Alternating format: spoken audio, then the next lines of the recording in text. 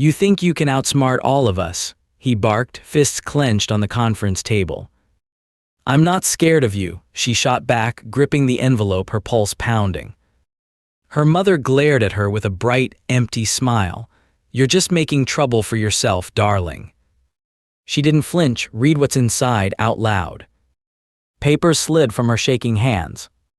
No, I won't. You will, someone said, voice cold. This is over. Silence threaded the room. The old clock ticked, someone's breath hitched in the corner. You have one chance, she warned, her voice steady now. Read it or I do. The steely hush vibrated with tension. None of them moved. To understand how she ended up forcing her own mother to confess before a room full of allies and enemies, you'd have to go back 14 days, before wills and secrets and every ugly detail spilled out for the world to see. Samantha's phone buzzed on the cracked Formica dashboard as the last of her $42.16 ticked lower in her checking account. Outside the town line sign for Westchester County, New York, rain blurred the black letters, the world beyond a gray quilt of drizzle. In the back seat, Lily, 7 years old, feet scuffed in one-white sneakers, watched droplets trace down the window, her purple backpack clutched like a life vest between them. Samantha shifted the 2 cardboard boxes beside her, damp at the corners, and took a steadying breath. The heater gave out a sour whine, barely nudging off the damp chill. Mom, are we staying here tonight? Samantha managed a smile. Just for a little while, honey, it's like camping. Will there be bugs? Lily pressed her nose to the window, uncertain. Maybe 1 or 2, Samantha said, voice featherlight, but nothing we can't tackle. Lily nodded, biting her lip as if mustering courage. Samantha remembered the last conversation with her mother, Elizabeth Gray, now Canning, thanks to an energetic stepfather who never remembered her birthday but would rearrange any will he could reach. Elizabeth's crisp voicemail still echoed. You know, Samantha, some people are just born unlucky. Be glad we left you the house at all. The house itself hunched at the far edge of Ridgefield Road, a 4-bedroom clapboard relic, flaking white paint and a turquoise porch gate dangling off one rusted hinge. Her stepfather, Donald Canning, had laughed when she arrived for the reading.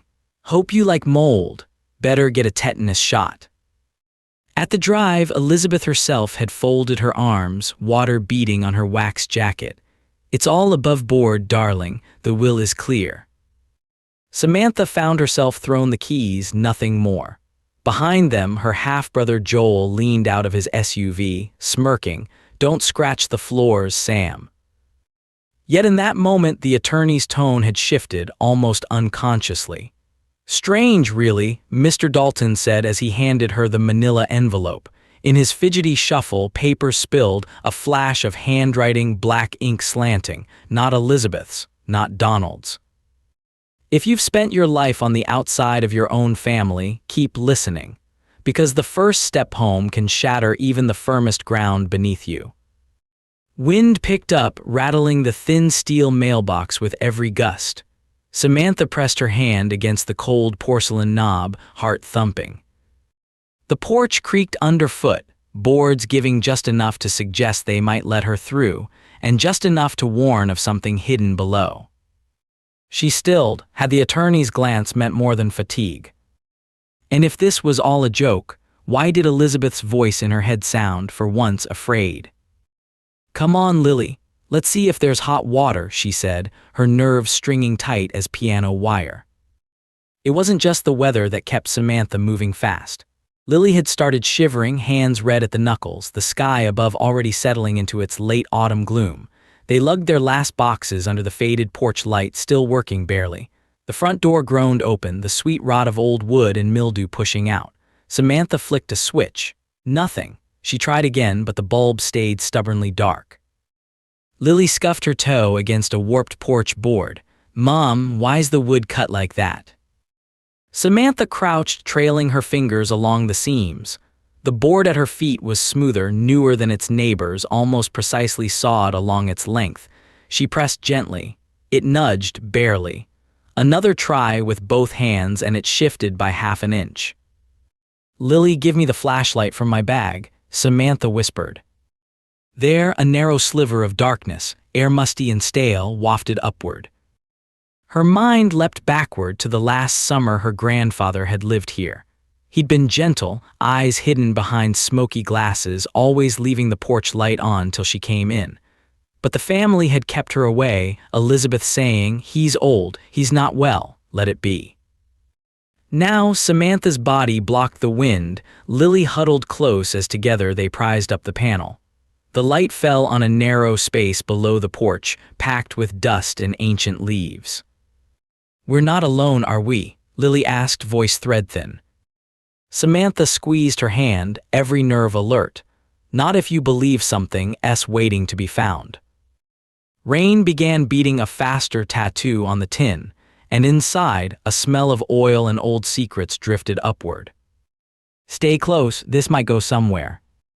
Her breath clouded as she knelt, heart pounding. Samantha nudged the loose floorboard again, her fingers searching for anything that felt out of place. Lily stood above, shining the flashlight down. The beam caught against something metallic. Samantha reached in, feeling the chill spread up her arms as her fingertips grazed a key, old, heavy, the kind that belonged in stories more than real life. She tugged it free, metal scraping against concrete. "Let's see where you belong," she murmured. With a glance at Lily, she pocketed the key and scanned the porch again. Across the yard, the overgrown grass brushed the siding. She drew in the cold, earthy air and moved to the front door, key in hand, pushing through the threshold. The house swallowed her with shadows and the thick silence of abandonment. In the hallway, wallpaper hung in ragged strips. The furniture was gone, but a single photograph still clung to the wall, a blackened white portrait of her grandfather housed in a cracked frame. Samantha paused, studying the frame's edges. The backing was loose. She took it down, fingertips searching the seams, and pried the backing free. Folded behind the photo was a thin envelope, yellowed and embossed with her grandfather's initials. Hook 2, there's always been more beneath the surface, even in a house everyone else has left behind. She called to Lily, who trailed nervously behind her into the living room. Samantha wiped dust from her jeans and set the photograph on the makeshift dining table. She pulled the envelope open slowly, hands trembling as she read the first words. "To whoever finds this, if it's Samantha, then what I wanted never changed." Her mind reeled, her grandfather's handwriting unmistakable, jagged but careful. She read on, Lily leaning close. "You have every right, this house is yours. Elizabeth didn't tell you everything, I'm sorry for that. If you want more, look where I used to fix the clock." "Mom, what does it mean?" Samantha's voice wavered. "It means there's more to find, he wanted me to see this." She tucked the letter into her coat and turned back to Lily. "Let's find the old clock." The kitchen was barely more than a series of cupboards, warped with moisture. But in the far corner, above the chipped counter, the antique clock hung crooked, a wisp of memory from her childhood. She lifted the heavy clock down. The wood backing was uneven, and as she set it on the counter, the bottom panel slid open. Inside, a small metal box, painted green, dinged in one corner. Samantha flipped it over and, heart hammering, slid the old porch key into its slot. It clicked open. Inside there were documents, some folded slips, a blue velvet pouch weighted with coins, and an envelope marked "For Samantha, my daughter." She stared, confusion rising. "Daughter." Samantha's hands shook as she opened the envelope and scanned the content. Details tumbled out. Her grandfather's confession, the news that Elizabeth wasn't her biological mother, not entirely. Her real mother had died. Elizabeth married in afterward for money, for stability.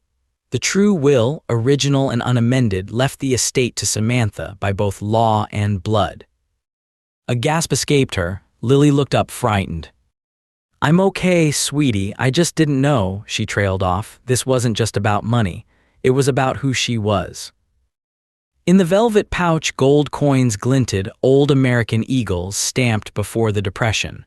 Bank slips lay beside, recent, not cashed, and legal documents, 2 wills, not one. A fresh wave of resolve pushed away the cold. Samantha packed the documents, coins, and will into her coat. She looked down at Lily, who watched quietly, wide-eyed. We have to go see someone, Samantha said, resolve settling in her voice. With a plan burning in her chest, Samantha bundled Lily into her battered sedan and drove, headlights cutting through the rain toward Dalton and Fisk, attorneys at law. The clock on the dash blinked 3:46 p.m. There would be no time to waste. She pushed open the heavy brass door, warmth enveloping her at last. Inside, Mr. Dalton looked up from under his signature green visor. "Miss Gray, I didn't expect you back so soon," he said, shuffling a pile of folders onto the desk. "I found something in the house, 2 wills. One's the original, the other's a forgery." Dalton's face became carefully unreadable. "Best come in and show me." She passed him the old will. He scanned quickly, lips pursed. "Well," Dalton said, quiet and grave, "it seems your grandfather made it clear. You were always his heir by more than just paperwork." He gestured at the coins and deeds. "And this account here, your grandfather renewed the safe deposit box only months before he passed." "What does it mean for her?" Samantha asked, glancing at the battered document. Dalton leaned in, voice steadying. "If that forged will was submitted, it's fraud. And there's more. If these assets were shifted around, the whole family might be tangled up. You've got about 14 days until probate distribution is finalized. After that..." Samantha's heart surged. 14 days to prove everything. "That's about the size of it, Miss Gray." He slid the documents into a red folder. "You need a specialist, a fraud investigator, fast." Dalton's own story hung behind his glasses. Failed prosecutor, demoted for catching the wrong bad guy. Now he'd found a cause worth risking again. He picked up the phone. "I know a woman in Albany. You want someone who doesn't care about last names." Samantha nodded, her vision sharpening. She wrapped her arm around Lily as the hope of truth flickered to life. The next day's wind bit sharper as Samantha stepped outside to meet Lori Fielding, real estate attorney. Lori's handshake was brisk, her wool coat practical, hair tied tight. She didn't make small talk. "So you're the forgotten daughter. They filed for expedited probate," Lori said, scanning the original will. "But this could freeze everything if we move. Any idea who forged it?" Samantha hesitated. "Elizabeth and her husband Donald, they need the money. Donald's business is tanking." Lori grunted. "Classic. They file false paperwork, try to run out the clock, and hope no one pays attention." She turned to Lily. "You helping your mom with all this?" Lily shrugged. "I found the flashlight," she said. Lori chuckled. "You're already ahead of most lawyers I know." Samantha let the exchange steady her. "Can we do this in time?" "If we file today, yes, but it's going to get ugly. They'll fight." A crash of thunder broke the window's silence. Samantha swallowed, tension stiffening her shoulders. "Bring any other documents, especially showing forgery. We need everything." As Lori turned away to copy the will, Samantha's phone lit up. A new message, hidden number. "Stop snooping, Sammy, or you'll lose more than the house. Donald blunt as ever." That night, Samantha barely slept. She dreamt of keys that broke in her hand, doors that wouldn't open, her mother's voice sighing, "You just don't fit, Samantha." But when she woke, she saw that Lily was watching her, fear trying to take root. Samantha squeezed her daughter's hand. "We don't hide, not now," she said softly. Hours later, Samantha parked outside the Canning family's other property, the one Donald now kept his crippled construction business in. The building stood out, bright blue, cheery paint masking a hollowed shell. As she prepared to drop off legal forms at the office, Elizabeth emerged, Dalton's file in hand, her posture crisp. "Lovely to see you attempting due diligence," Elizabeth said, cold. "Funny how the will's binding when it's to your benefit," Samantha replied, measured. Donald's truck squealed into the parking lot. "What did you tell Dalton, huh? You think you're smarter than all of us." Samantha stiffened as Donald advanced, jaw clenched. He grabbed her wrist, voice taut. "You're making a mistake, kid. Leave this alone." She wriggled free, voice trembling. It's my right, I know what you did. Elizabeth's mouth curled at the corners. He's only looking out for everyone. Don't force our hand, Samantha. There are worse things than walking away empty. Behind them, a neighbor approached, hesitating at the threshold. Is everything okay out here? Donald dropped her wrist, forced a grin. Fine, Mr. Jenkins, family business. Samantha stepped back, eyes narrow. I'm not leaving, she said, steady now. As they retreated to the office, Samantha's phone buzzed again. This time, a photo attachment, a copy of the forged will with her signature traced underneath. She sucked in a breath. They planned to blame her. But inside her coat, the true will's weight steadied her resolve. Later, back at the house, Samantha worked through the night, cross-referencing old bills, comparing signatures, and piecing together phone logs Elizabeth had overlooked. There, in a stack of yellowed letters, Samantha found more. Bank withdrawals tracked to Donald's failing business, illegal transfers only her mother could have approved. She called Laurie. They're planning to submit that forged will, blame me for the signature. There was a pause. We'll make them explain it to a judge, Laurie replied. But first, let's freeze those assets. Samantha gathered her evidence, organized meticulously. She thought of revenge, a flash in her mind of letting Donald and Elizabeth burn, the community seeing them for who they truly were. But Lily's sleeping face reminded her, justice, not anger. Together with Laurie, they coordinated with state authorities. The plan: present the bank records, the original will, and a timeline so watertight the family couldn't slip away. Preparation wasn't easy. Donald tried once more, parking menacingly outside Samantha's battered sedan as she gathered with Laurie at the courthouse. He rolled down his window, sunken eyes hard. You take this to court, you better pray nothing happens to your little girl, he growled low. Laurie stepped forward, icy. We're done here, Mr. Canning. Samantha, get inside. Inside the courthouse conference room, stifling heat clung to the air. Samantha set her folder on the table, eyes meeting Dalton's across the room. Lily sat at her elbow, sketchbook tight in her hands, watching everything. The family filed in, Donald and Elizabeth leading the pack, their lawyer flush-faced and sweating. Donald snapped, let's get this over with. Samantha locked eyes with Elizabeth, only if we're honest. Elizabeth lifted her chin, we did nothing wrong. Laurie opened, we're here to resolve the estate, but evidence of fraud requires investigation. Donald barked, she forged that will, you're all duped. Dalton spoke up, voice shaking just a bit. According to these documents, the original will leaves everything, this house, these accounts, to Samantha Gray, biological granddaughter. Your forged version is dated after Mr. Gray had become unresponsive, 2 witnesses deceased. There are also recent transfers out of the estate to Canning Construction. Explain those, please. Elizabeth's mask slipped, her voice brittle. That business was meant to stay afloat, father would have understood. Samantha, you never even visited him. Why do you deserve any of this?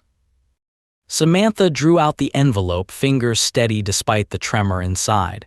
This is his handwriting. The lawyer and the bank agree I'm his daughter. You married in for money. You took everything you could. Donald's anger flared. We're not going down for this. She was never family. My lawyer says so. Laurie slid a document across the table. Here's the forensic match from the insurance company. All accounts in the name of Mr. Gray. You transferred funds after his death. That's a felony, Mr. Canning. Donald reached for the paper and missed, shoulders slumping. Elizabeth's voice shrilled, breaking.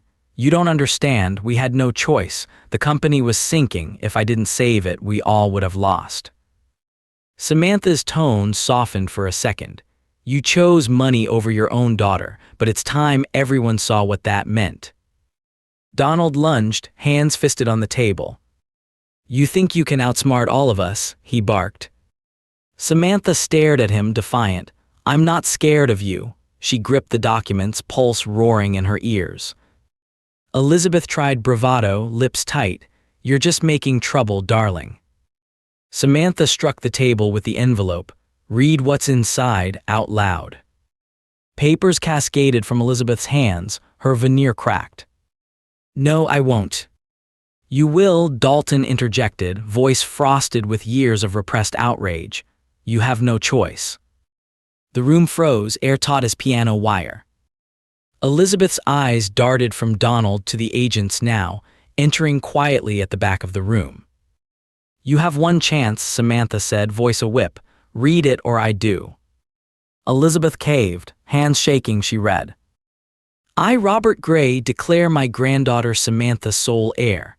I acknowledge Elizabeth is my late wife's daughter by marriage, not by birth. Samantha, my daughter by Alice Rowe, is my only living child. The old clock overhead ticked.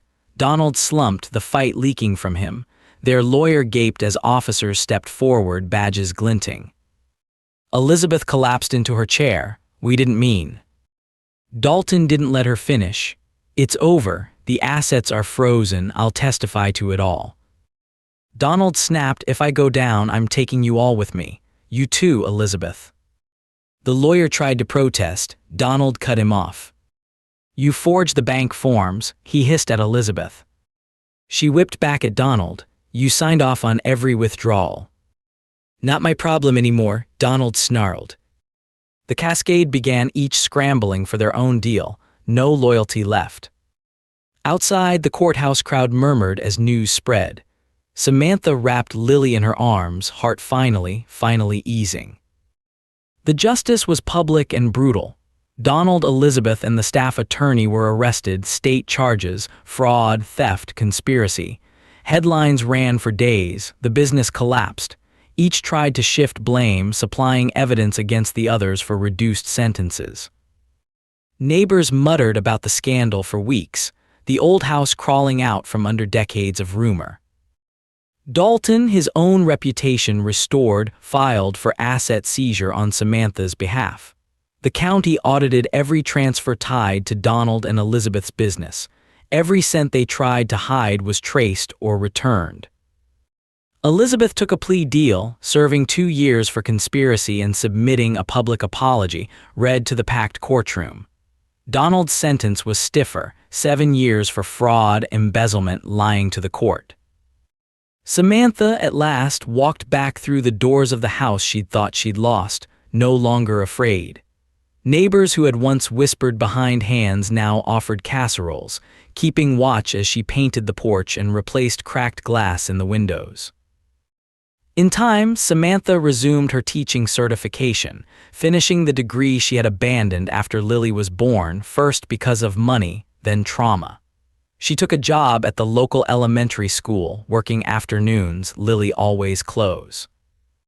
The old house, once dismissed as worthless, filled now with laughter, pencil marks on the kitchen wall, lesson plans, and muddy shoes. She rebuilt, each day steadier than the last. Some stories are measured in what's lost but rewritten by those who refuse to let go. Samantha refused each time she reached for tomorrow. To those who have had their worth decided by someone else's greed, what matters isn't the hand you draw, but the way you keep showing up, even when every door seems locked. If you've ever started over with less than you deserved and still kept going, then you know just how much grit it takes to win back a life. In the end, Samantha's victory wasn't gold coins or deeds on crisp paper. It was a daughter's quiet smile in the morning sun and laughter echoing through rooms no one could call worthless again. Spring thinned out the long-held shadows in the gray house. Samantha stood on the porch in the early sun, a mug of coffee cradled warm between chilled palms. The porch boards, newly sanded and painted by her own hand, Lily beside her, roller in hand, blue streak in her hair from the afternoon they'd called porch painting day, no longer groaned with secrets but settled gently under their weight. She heard Lily inside, humming as she assembled her school lunch. "Do you want applesauce or string cheese?" Lily called. "Both," Samantha answered and smiled at the small luxury of choice. When you'd feared the next eviction, applesauce and string cheese on the same day felt like plenty. Footsteps approached along the walk. Samantha tensed, a habit still skin tight over old anxieties that the good days would be snatched away. But it was Dalton, briefcase swinging, suit a bit less rumpled these days. He tipped his hat. "Good news, I hope." She motioned him up. "You tell me." "County clerk sent a letter," Dalton said, rustling envelopes. "Everything's settled. The deed's yours. The final check from the escrow fund arrived. You'll have enough to fix the roof. Looks like you outlasted them all, Samantha." She exhaled, relief, heavy and bright, lifted her shoulders for the first time in years. "I can't thank you enough, Mr. Dalton." He smiled, soft around the edges. "Stop by my office someday. Lori misses you, and she's still irate the DA forgot her name at the press conference." He chuckled, handing over the envelope. Samantha watched him disappear down the walk, gratitude and something gentler, respect settling in his wake. Back inside, Lily zipped up her backpack. "Miss Carter says we can bring a grown-up to lunch next week," she said. "Will you come?" "I wouldn't miss it," Samantha replied, reaching to smooth an errant strand of Lily's hair. "You doin' okay?" Lily's face scrunched thoughtfully. "I like it here. I had a dream Grandpa was painting the fence and let me pick the color. I picked purple." Samantha hugged her. "That sounds perfect." And Lily added quieter, "Nobody yells at you here." Samantha swallowed, the past flickering, a storm distance away but not quite gone. "No, honey, nobody yells, not anymore." The bus honked outside. Lily sprinted to the door, waving over her shoulder. "Love you, Mom." "Love you more," Samantha called after her, voice ringing clear. Alone now, with the morning unspooling, Samantha drifted into the living room. The clock her grandfather had hung above the mantel ticked softly. The green metal box, original while now locked away in a bank safe, sat on the windowsill among Lily's painted rocks. Life had settled into ordinary time, which, after those 14 days of chaos and fear, felt miraculous. The phone buzzed, a text from Laurie. "Brunch this Sunday. Dalton insists on mimosas or else." She smiled, thumbs tapping. "Wouldn't miss it. I'll bring cinnamon rolls." It would take a while for the town's suspicion to fade entirely. There were still glances at the grocery store, the odd comment from the old guard, hushed references to family disputes, whispers as Samantha passed by. But some neighbors had dropped notes in her mailbox, little nods of support folded between bills and advertisements, casseroles and hand-me-downs for Lily, even an offer from Maple Street's retired electrician to help check the wiring gratis. Bit by bit, Samantha let herself believe the foundation was holding. The nightmares grew less frequent. She dreamed now of painting every room bright, of finishing her teaching degree with Lily perched at the kitchen table, inventing songs as Samantha wrote lesson plans. On Saturday, she and Lily drove to the old cemetery where her grandfather lay. The grass was lush, dandelions bobbing in the spring breeze. Samantha knelt by the stone, tracing her grandfather's name.